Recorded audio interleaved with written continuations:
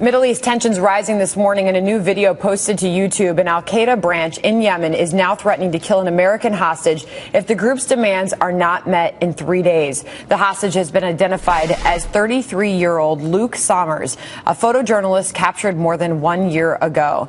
With more, I want to bring in Fox News correspondent and former U.S. Navy officer Leah Gabrielle. Todd Schoenberger is still with us as well. Leah, what do you know the latest on this? Well, the latest we know is that they've put out this video that's very similar to what we've been seeing from the Islamic State group or ISIS.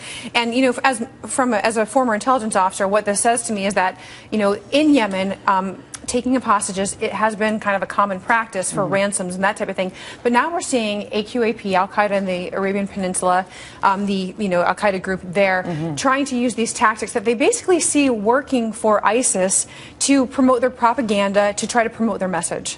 And obviously this is coming after a string of hostages and attempts like this. This only further threatens the geopolitical situation that we face in this country from a defense standpoint. That's right. I mean, a number of things here. One, Americans don't want to see these images on TV either, and so you have to worry about the hostage. And also, going back to I have to go back to the oil argument with this, is because of the geopolitical risks that are taking place right now. I mean, oil is oxygen in that region. So when you start fighting and you start taking hostages and you're threatening, and that's the problem with oil, is that it's an enviable business model. Whenever we hear this stuff, oil prices tend to rise because there's a certain attack or these types of killings that take place. So what message is the United States taking from this? Because in this video that we now know of, a failed operation is mentioned that left these militants dead. It was described as the latest foolish action by the United States.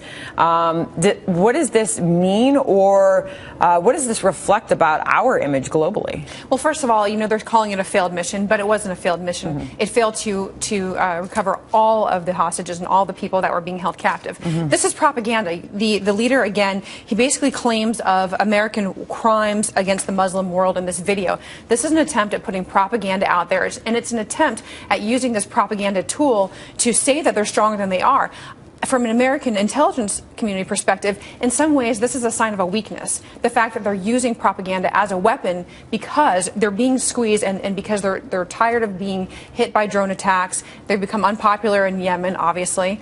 And so this is a bit of a sign of a weakness that they're having to use to resort to propaganda to try to get this message out there and to try to put a squeeze on the U.S. What are next steps from a military strategic standpoint? I know there are some on the table, but in your opinion, with your background in intelligence, what do you see as the best options from here?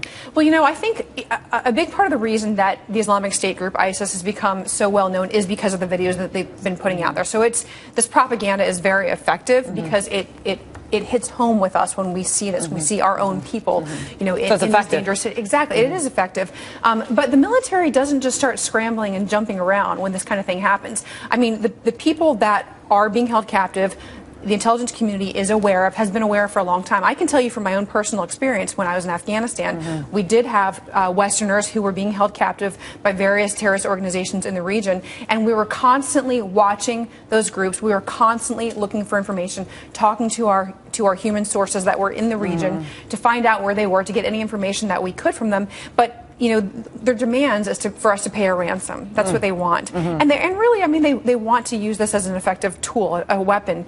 And I just don't see the U.S. pandering to that. I see us continuing to work together to try to gather the information necessary to see if a rescue is possible, but I don't think we're just going to scramble just because they put out a video. Because the U.S. stance is to never negotiate with terrorists. That's what we say. Now, there's always, of course, the conversations that will happen with other countries, with third parties, and that type of thing that we're not going to hear about publicly. And quite honestly, I don't know what kinds of conversations are happening in this particular case. What I do know is that our intelligence community is working very hard right now to figure out if there's a way for us to rescue him. Okay.